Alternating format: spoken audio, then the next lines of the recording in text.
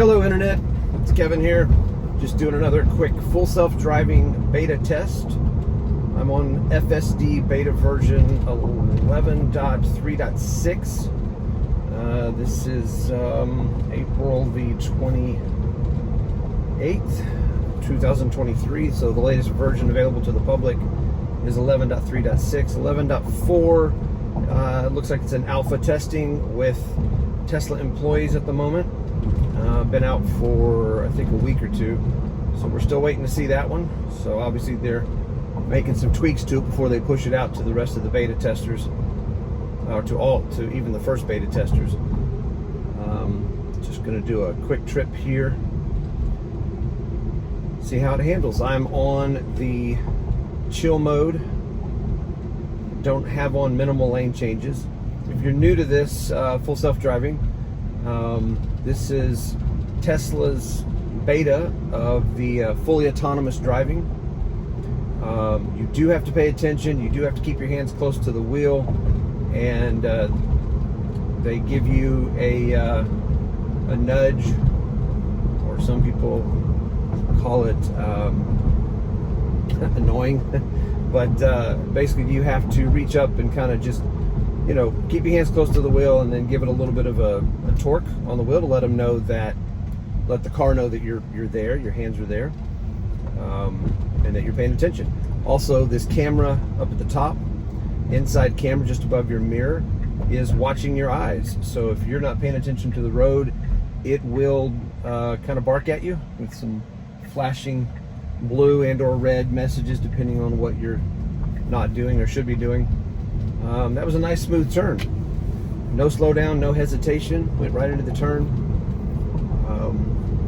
So far so good. No disengagements, no interventions. Disengagements meaning I turn off the full self-driving and take over. Interventions meaning I step on the gas pedal to give it a little bit of acceleration, or accelerator pedal I should say. There is no gas, it's all electric obviously. You probably just saw that message pop up on the screen saying to you know, give a little bit of turn to the wheel to let it know that I'm still there. You can see on the graphics that it's seeing all the cars around me.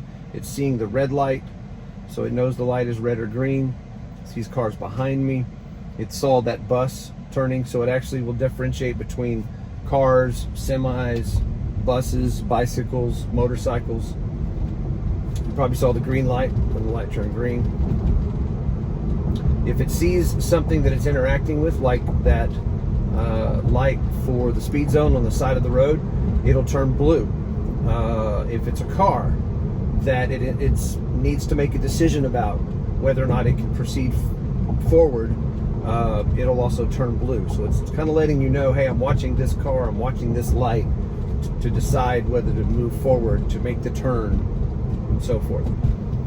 It does recognize speed limit signs, and it will set the speed accordingly. You can preemptively set the speed to go a certain percentage above, which in larger cities like this you kind of have to do or you'll get run over. You'll notice I'm going a little bit over the speed limit, and I just had a car blow past me, probably 10 miles faster than I'm going, which is already about 4 over.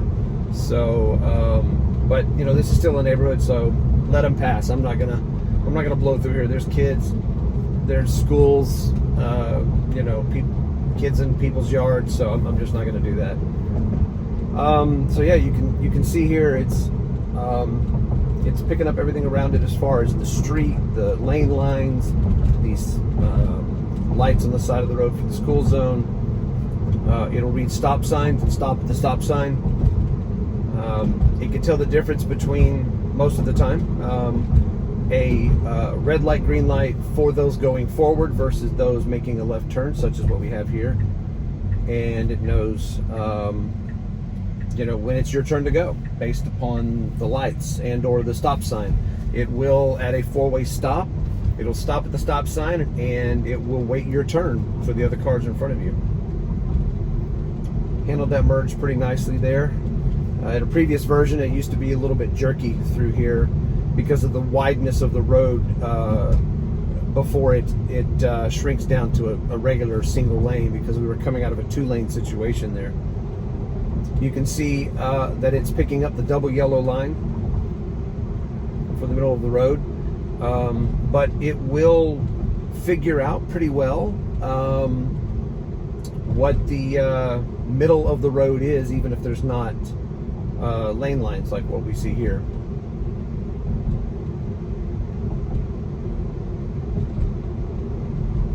If you have any questions though about full self-driving or just Teslas in general, feel free to leave your questions down in the comments. I'd love to answer them.